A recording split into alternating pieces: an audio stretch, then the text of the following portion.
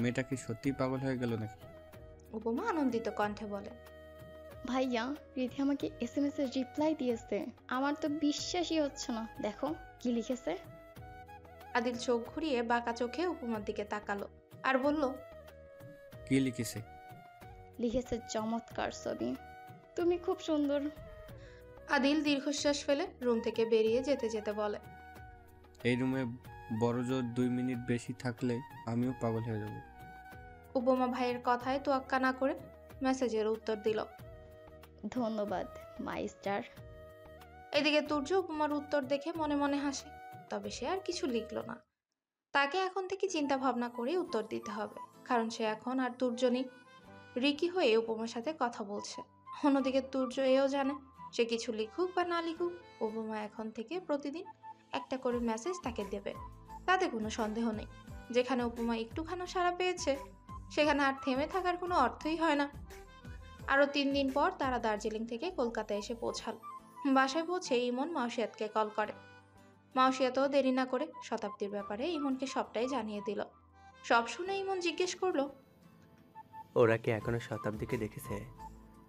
না, কিন্তু আজ তাদের বাসায় নেমন্তন্ন করেছে শুনলাম। ছেলের বাড়ির লোকেরা কি যাবে? ইমন বিষয়টা তাহমিদকে জানাতেই সে থমকে গেল। তাহমিদ এমন কিছু শোনার জন্য প্রস্তুত ছিল না। তাকে চুপচাপ দাঁড়িয়ে থাকতে দেখে ইমন তার কাঁধে হাত রেখে জিজ্ঞেস করে, তুই কি শতাব্দীকে ভালোবাসিস? তাহমিদ কিছু বলার আগেই তুর্য বলে ওঠে, কেন ভালোবাসতে যাবে শুধু শুধু? দার্জিলিংয়ে ওকে তো জিজ্ঞেস করেছিলাম, ও তো বললো ভালোবাসে না। ইমন তুর্যের দিকে ভ্রু কুঁচকে তাকালো। তুর্য এবার অন্যদিকে তাকিয়ে বলে, সময় থাকতে ভালোবাসা বোঝা উচিত, নয়তো এবারের মতো ঝামেলা পড়তে হবে। তাহমিদের চোখ দুটো মেঝেতে স্থির হয়ে আছে। তার মনে হচ্ছে বুকে আর পিঠে একটা বড় পাথর চেপে আসে, আর মনের মধ্যে অস্থিরতা বিরাজ করছে। এদিকে সবাই তাহমিদের উত্তরের আশায় তার দিকেই তাকিয়ে আছে। সে কয়েক সেকেন্ড নীরব থেকে ক্ষীণ কণ্ঠে উত্তর দিল, হ্যাঁ, আমি ভালোবাসি না ওকে, এটা তো সম্ভব না। আমি তো ওকে নিয়ে কখনো ওভাবে ভাবিনি। কথা বলতে বলতে সে ধীর পায়ে নিজের রুমে চলে গেল। আরাফ তাহমিদের যাওয়ার পানে এক দৃষ্টিতে তাকিয়ে রইল। এখন কি আরেকটা মনের মৃত্যু ঘটবে? সায়ন্তনীকে হারিয়ে আরাফ তো নির্জীব হয়ে গেছে, তাহমিদও কি এবার ওর মতোই নিষ্প্রাণ হয়ে যাবে? তুর্য আর ইভান নিজেদের রুমে চলে গেল। ইমন আরাফের কাছে এসে বলে, তাহমিদ যতই না বলুক, আমি জানি ও শতাব্দীকে ভালোবাসে।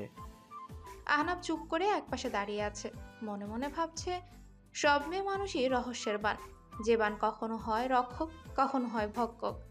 এদিকে অরুণিকা তাদের বেঁচে থাকার প্রেরণা, তাদের মানসিক শক্তি। অন্যদিকে তাদের জীবনে আসা অন্য মেয়েগুলো তাদের একের পর এক ক্ষত দিয়ে যাচ্ছে আর মানসিকভাবে দুর্বল করে দিচ্ছে। কিন্তু এসব অনুভূতির উপর তো কারো হাত নেই। মানুষের আত্মার সাথে যেহেতু মন সংশ্লিষ্ট, তাহলে এই মন মেয়ে লোকের মরীচিকা সৃষ্টি করবেই। কেউ হয়তো সেই মরীচিকার পেছনে ছুটতে ছুটতে তার মনকে জয় করবে, আর কেউ হয়তো হেরে নির্জীব হয়ে পড়বে। আহনাব রুমে এসে তাহমিদের পাশে বসে। তাহমিদ চুপচাপ বসে আছে। আহনাব বলল, কেউ আর এই ব্যাপারে ঘাটাঘাটি করবে না, কারণ এর আগেও এমন ঘাটাঘাটি করতে গিয়ে ভুল মানুষকে বেছে নেওয়ার উদাহরণ হিসেবে আমিই আছি। কিন্তু সবাই ভুল মানুষ হয় না, তাই নিজের মনকে জিজ্ঞেস করতে হয় ভুল মানুষকে। তাহমিদ বলল, ও ভুল মানুষ না, ও শুধু আমার জন্যই ভুল। যেমন গোলাপ ফুল অনেক সুন্দর, কিন্তু তার গায়ে অনেক কাঁটা, তেমনি শতাব্দীও সেই গোলাপের মতোই। সে তার জায়গায় চমৎকার, অতুলনীয়, কিন্তু তাকে ধরতে গেলেই বাধা। ফুল গাছে থাকলেই সতেজ, আর ছিঁড়ে ফেললে মুছে যাবে। শতাব্দীকেও আমাদের পরিবেশে আনলে ওর বিশেষত্ব হারিয়ে যাবে। কিন্তু ইমন কি বলেছে শুনিসনি? কি বলেছে? ও তোকে ভালোবাসে। তাহমিদের বুকটা কেঁপে উঠল। ধরা গলায় বলল, ভালোবাসে? ভালো কথা। সব ভালোবাসা যে ভালো ঘর বাঁধবে এমন তো হয় না। ও না হয় অন্য ঘর বাঁধুক, ভালোবাসাগুলোকে মনে জমিয়ে রাখুক। আহনাফ আর কিছু বলতে পারল না। সে তাহমিদকে একা ছেড়ে দিল। পরের দিন বিকেলে শতাব্দী বাসায় এলো। তখন বাসায় সবাই উপস্থিত ছিল। ইমন তাহমিদ আর শতাব্দীকে মুখোমুখি বসিয়ে দিয়ে বলে, যা বলার সামনাসামনি বলে ফেলা উচিত। আমরা ভেতরে যাচ্ছি। এই বলে ইমন সহ সবাই অন্য রুমে চলে গেল। অরুণিকা দরজার ফাঁক দিয়ে লুকিয়ে লুকিয়ে তাহমিদ আর শতাব্দীকে দেখছে। আহনাফ তার মাথায় টোকা দিয়ে বল, এভাবে চোরের মতো কি দেখছো? অরুণিকা চোর শব্দটা শুনে খেপে গেল। কোমরে দুহাত রেখে বলে, কি বললে তুমি? আমি চোর? হ্যাঁ, চোরের মতো উকি ঝুঁকি মারছো, মনে তো হচ্ছে চোর। অরুণিকা আহনাফের দিকে তেড়ে এলো। আহনাফ সরে আসার আগে অরুণিকা তার বড় বড় নখগুলো দিয়ে আহনাফের হাতে খামচি ধরে। আহনাফ ব্যথায় চেঁচিয়ে বলে, রু, আমার হাত ছাড়ো, বদমাস ফাজিল পেতনি। আরাফ অরুণিকার সামনে এসে দাঁড়াতে সে আহনাফকে ছেড়ে দিয়ে বলে। ও আমাকে পেতনি রেখেছে। আরাফ বলল, পেতনির মতো নখ বড় করছো কেন? আহনাফ হাতে হাত বোলাতে বোলাতে বলে, আরাফ, ওর নখগুলো সব এখনই কাটা, নয়তো আমি সব একেবারে উপড়ে ফেলবো।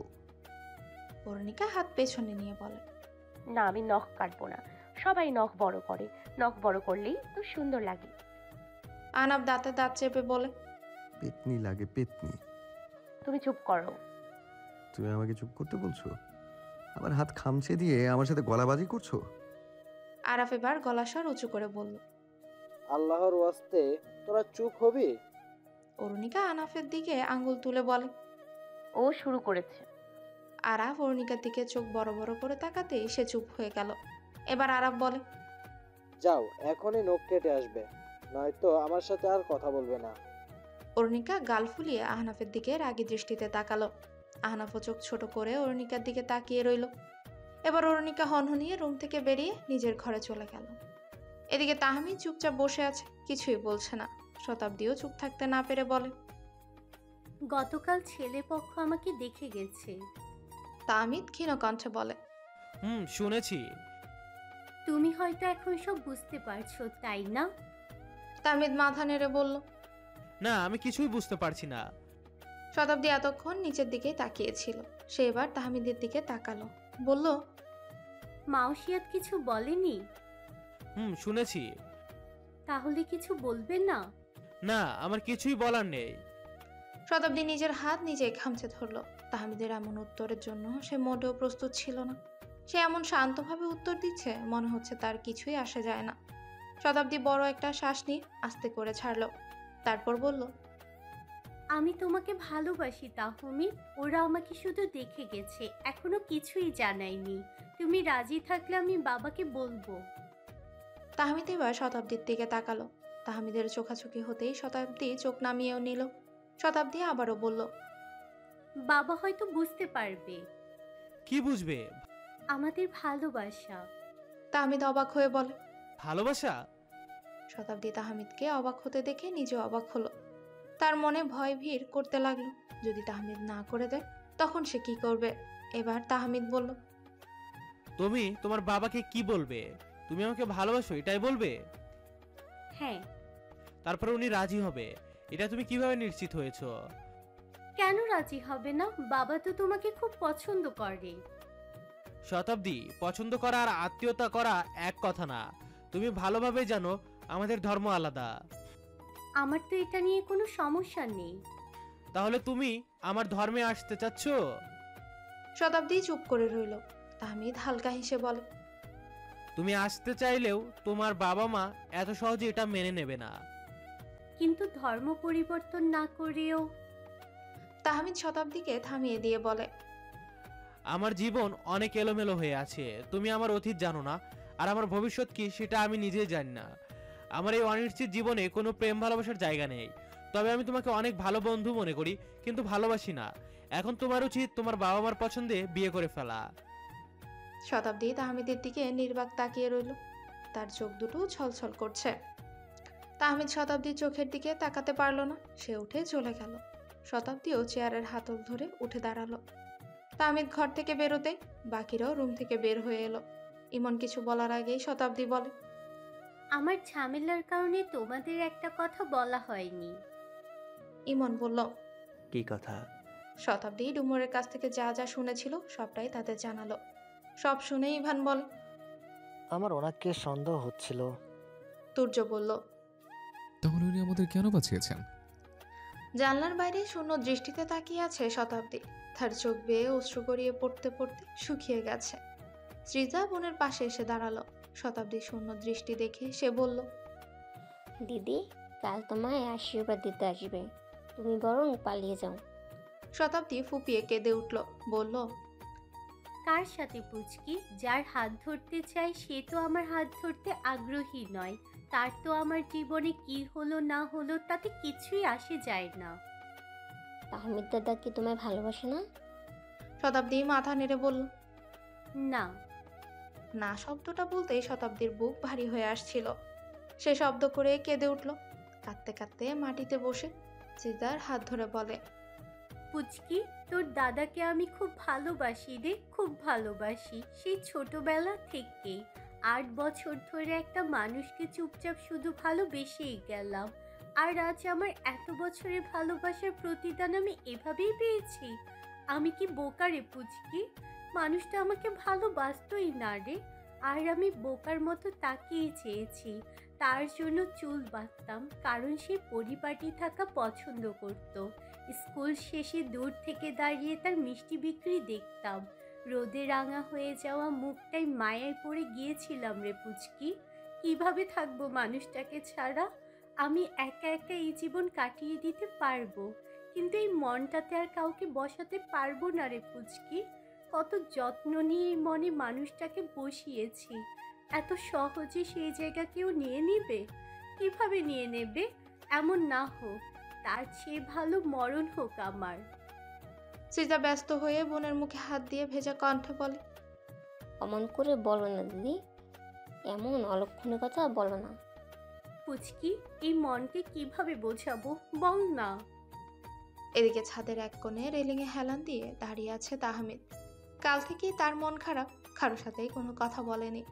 রহমতজাদা সম্পর্কে জানার পরও সে কোনো প্রতিক্রিয়া দেখায়নি, যেন তার ভেতরের সব ক্রিয়া প্রতিক্রিয়া লোপ পেয়েছে। আরাব ছাদে উঠে দেখলো তাহমিদ একপাশে কাঠের মতো শক্ত হয়ে দাঁড়িয়ে আছে। সে তাহমিদের পাশে এসে দাঁড়াতেই তাহমিদ একটা শুকনো হাসি দিল। আরাফও হাসি ফেরত দিয়ে বলে, তোকে আগে কখনো এতটা দুঃখী দেখিনি। তাহমিদ দীর্ঘশ্বাস ফেলে বলল, আমি শুধু শুধু কেন দুঃখী হব? ভালোবাসিস শতাব্দীকে? আরে না, তেমন কিছু না। পছন্দ তো করিস, নয়তো তোর খারাপ লাগছে কেন? আর তোর চুপচাপ হয়ে যাওয়ার কারণ কি? কোনো কারণ ছাড়া তো কেউ দুঃখ পায় না। তাহমিদ তার ছেলের হাসি দিয়ে বলে, আমাদের ভাগ্যে হয়তো সিল মেরে দেওয়া হয়েছে। যাকে আপন ভাববো তারাই হারিয়ে যাবে। আরাব মলিন হাসি দিয়ে বলে, ভাগ্য, এই ভাগ্যটাই খারাপ। সুখ দেখায় না, শূন্যতা ছাড়া কিছুই দেয় না। হ্যাঁ, আর মাত্র কয়েক মাস, পরীক্ষাটা শেষ করে এই শহর ছেড়ে দেব। একদিন শতাব্দীও সব ভুলে যাবে। যদি না ভুলে? তাহমিদ শুকনো হেসে বলল, ওর এটা আবেগ, একটা সময় এই আবেগ কেটে যাবে। আর তুই? তাহমিদ আরাফের দিকে শূন্য দৃষ্টিতে তাকালো। আরাফ আর কিছুই বলল না। সে উত্তর পেয়ে গেছে। তাহমিদের চোখের ভাষায় বুঝিয়ে দিয়েছে সে শতাব্দীকে কতটা ভালোবাসে। তবে এই ভালোবাসার স্বীকারোক্তি এত সহজে হবে না। আরাফ মনে মনে বলে, আমি ভাবতাম আমি সবাইকে সব খুলে বলতে পারি না, কিন্তু তুই তো আমার চেয়েও বেশি অপরাগ। আরাফ চর পর তাহমিদ অন্যদিকে মুখ ঘুরিয়ে দীর্ঘশ্বাস ছাড়ল। তারপর শুভ্র মেঘের দিকে তাকিয়ে আনমনে বলল, সব ভালোবাসা পূর্ণতা পায় না চন্দ্রিমা। তোমার নাম চন্দ্রিমা রেখেছি কেন জানো? কারণ তুমি আমার কাছে চাঁদের মতো, যাকে শুধু দেখা যায়, স্পর্শ করা যায় না, কাছেও পাওয়া যায় না। চন্দ্রিমা, তুমি সব সময় আমার সাথেই থাকবে। রাতের অন্ধকারে আমি তোমাকে চাঁদের মাঝেই খুঁজে নেব। তোমাকে না পাওয়ার মাঝেই তো তোমার বিশেষত্ব। চন্দ্রিমা, আমি তোমাকে ভালোবাসতে চাই না, শুধু অনুভব করতে চাই। পরের দিন ছেলেপক্ষ শতাব্দীকে আশীর্বাদ করতে চলে এলো। আর যাওয়ার আগে এঙ্গেজমেন্টের তারিখ পাকাপোক্ত করে গেল। এই সপ্তাহে এঙ্গেজমেন্ট হবে, তারপর যে কোনো একটা শুভ দিন দেখে বিয়ের তারিখ ঠিক করা হবে। যেহেতু ছেলে ছুটিতে এসেছে, তাই বিয়ের জন্য এত তাড়াহুড়ো চলছে, কারণ ছুটি শেষ হলেই ছেলে আবার চলে যাবে। কিন্তু সবকিছুর মধ্যে শতাব্দীর মুখে কোনো হাসি নেই, কারণ কোনো কিছুই তার ইচ্ছে তো হচ্ছে না। এদিকে ইভান ফোন নিয়ে চিন্তিত মুখে বসে আছে। ইমন তার পাশে বসতে এসে বলে, আমাদের হাতে সময় কম, রহমত চাচাকে বিশ্বাস করে ওনার বর্ষায় ছেড়ে দিতে পারবো না, কিছু একটা করতে হবে। ইমন বলল, ভাই আমি একটা ব্যবস্থা করেছি। কি করেছিস? আমরা বাংলাদেশে যাচ্ছি। কখন? 1 সপ্তাহের মধ্যেই। তাহমিদ আমার সাথে যাবে, তবে এটা রহমত চাচাকে জানানো যাবে না। এই কথা শুধু আমাদের মধ্যেই থাকবে। এখন আমাদের আগে মৈত্রী গ্রুপটা দাঁড় করাতে হবে। তবে এই কাজের জন্য ভালো একজন ইনভেস্টর দরকার, আর আমাদের সেই বিজনেস দাঁড় করানোর জন্য একজন ইনভেস্টরও আছেন। কে সে? মাউসিয়াতের চাচা, উনি আমাদের সাহায্য করবেন। সব বুঝলাম, কিন্তু তোদের তো কয়েক মাস পর পরীক্ষা। আমরা পরীক্ষার আগে চলে আসব। আপাতত রহমতুল্লাহ কি চায় এটাই জানতে হবে। পরীক্ষার পর আমরা সবে দেশে ফিরব, কিন্তু এই বাসাটাও পরিবর্তন করতে হবে। অরণিকাকে এখান থেকে সরাতে হবে। তুই আর আরাব অরণিকাকে নিয়ে অন্য কোথাও উঠলে ভালো হবে।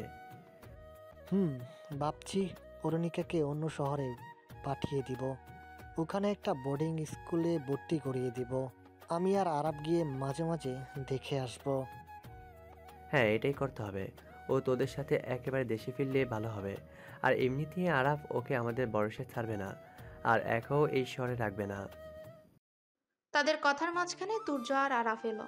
তুর্য দেয়ালে পেট ঠিকে আরাম করে বসলো আর বলল, বিজনেস দাঁড় করাতে অনেক সময় লাগবে, আর আমাদের পরিচয় গোপন রাখতে হবে। আরাফ বলল, জানিস এই মুহূর্তে বাংলাদেশের টপ বিজনেসম্যান সোহেল মির্জা। ইভান ভ্রুকুচকে বলে, মির্জা? তার মানে মির্জা গ্রুপের এমডি? হ্যাঁ, শাহেদ মির্জার ছেলে। ইমন বলল, শাহিন মির্জা নতুন এমডি হয়েছে, কিন্তু ওর বাবা মৈত্রী গ্রুপের প্রথম শত্রু ছিল। ইভান বলল, আর ওদের ওই হত্যাকাণ্ডের সাথে জড়িত থাকাটা অস্বাভাবিক মনে হচ্ছে না, যেহেতু ওরা আমাদের শত্রুপক্ষ ছিল। এরই মধ্যে আহনাফ আর তাহমিদ এলো। ইভানের কথায় তাল মিলিয়ে আহনাফ বলল, ইভান ঠিকই বলেছে। আমার কাছে এই মুহূর্তের আর সেই সময়ের বিজনেস গ্রুপগুলোর একটা লিস্ট আছে। আহনাফ তার ফোনটা এগিয়ে দিল। ইভান ফোন দেখে বলে, এটা কি কোনো ক্লু? হ্যাঁ, ওই সময় মৈত্রী গ্রুপের পরই বাস্কার গ্রুপ ছিল, তারপর চতুর্থে মির্জা গ্রুপ, এখন শুরুতেই মির্জা গ্রুপ, আর বাস্কার গ্রুপ দ্বিতীয়। বাকিগুলো মোটামুটি। এদের কাছাকাছি আসতে বাকিদের অনেক সময় লাগবে। আর মৈত্রী গ্রুপ ডাউন হওয়ার পরই মির্জা গ্রুপের এত উন্নতি হয়েছে। ইমন বলল, তবে এদের মধ্যে মুন্সি গ্রুপটা হয়তো নতুন, আগে এই গ্রুপের নাম শুনিনি। আরাব বলল, হ্যাঁ, সুলতান মুন্সি। লোকটা আগে হোটেলে কাজ করত, এখন থেকেই এত বড় বিজনেস দাঁড় করিয়েছে। তবে এই গ্রুপটার সাথে মির্জা গ্রুপের একটা দ্বন্দ্ব আছে। কিসের দ্বন্দ্ব? তাদের পজিশন তো আকাশ পাতাল পার্থক্য। কি বিষয়ে দ্বন্দ্ব এটা মিডিয়াতে দেখানো আসেনি, তবে নিউজে এতটুকুই দেখিয়েছিলাম। আজ শতাব্দীর এঙ্গেজমেন্ট। সৃজা তাকে সাজিয়ে ছেলের পাশে বসিয়ে দিল। শতাব্দী পাশ ফিরে এক নজর ছেলেটার দিকে তাকাল। দেখতে বেশ সুন্দর, সুঠাম দেহ, তাহমিদের চেয়েও সুদর্শন, কিন্তু শতাব্দীর কাছে তো সেই রাঙা হয়ে থাকা মুখটি বেশি প্রিয়। আশেপাশে অনেক অনেক কথা বলছে, শতাব্দীর কানে কিছুই ঢুকছে না। তার মাথায় ঘুরছে তাহমিদ আজ বাংলাদেশে যাচ্ছে। এখন সে কি আর তাহমিদের দেখা পাবে না? তার পাশে বসা বিরাজ কুমার নামের সে ছেলেটি তাকে রিং পরিয়ে দিল, আর সে পুতুলের মতো বসে আছে। পিসিমা শতাব্দীর হাবভাব দেখে হেসে বলে, আমাদের মেয়ে বড়ই লাজুক। শতাব্দী আনমনে হাসলো, মনে মনে বলল, তোমাদের মেয়ে লাজুক না পিসিমা, মারাত্মক বেহায়া। তাই সব লাজ লজ্জা ভুলে সেই মানুষটার কাছে ভালোবাসার কথা জানতে গিয়েছিলাম, আর সে আমাকে মুখের উপরে ফিরিয়ে দিয়েছে। এদিকে তাহমিদ আর ইমন এয়ারপোর্টে বসে আছে। তাহমিদের চোখ স্থির হয়ে আছে। ইমন তার দিকে তাকিয়ে বলে, মন খারাপ? তাহমিদ ইমনের কথা শুনে জোরপূর্বক হেসে বলল, না তো, মন খারাপ হবে কেন, বরং আজ ভালোই লাগছে। কত বছর পর দেশে ফিরছি। ইমন তাহমিদের কাঁধে হাত রেখে বলল, কাকে বোঝাচ্ছিস, আমাকে নাকি নিজেকে? তাহমিদ ইমনের দিকে তাকিয়ে রইল। সে আর কিছুই বলতে পারলো না। ইমন বলল, ও তোকে পাওয়ার জন্য সব ছেড়ে দেবে, তুই শুধু হ্যাঁ বলে দেখ। না, আমি চাই না ও আমার জন্য সব ছেড়ে দিক। প্লিজ ইমন, আমি এসব ব্যাপারে আর কথা বলতে চাচ্ছি না। আচ্ছা, আমি কিছুই বলবো না। তুই আমার চেয়ে ভালো বুঝিস, তাই ভেবেচিন্তে সিদ্ধান্ত নিস। এখনো সময় আছে, পরে যাতে কোনো আফসোস না করতে হয়। তারা দুজন সব ফর্মালিটি পূরণ করে প্লেনে উঠে পড়ে। কিছুক্ষণ পরেই প্লেন টেক অফ করবে। তাহমিদ ইমনের দিকে তাকিয়ে বলল, সিলেট থেকে সেদিন বাসে করে সোজা কলকাতা এসেছিলাম। সেদিন আমাদের সবার চেহারায় ভীতি ছিল। ইমন প্রশান্তির হাসি দিয়ে বলে, হ্যাঁ, তবে আজ কোনো ভীতি নেই। ভয় তাদের পাওয়া উচিত যারা অপরাধ করেছে। আমরা তো শুধু তাদের পাপ দেখিয়ে দিতে যাচ্ছি। বিকেলে ফোন হাতে বসে আছে তুর্য। এখন তার প্রতিদিন উপমার সাথে মেসেজের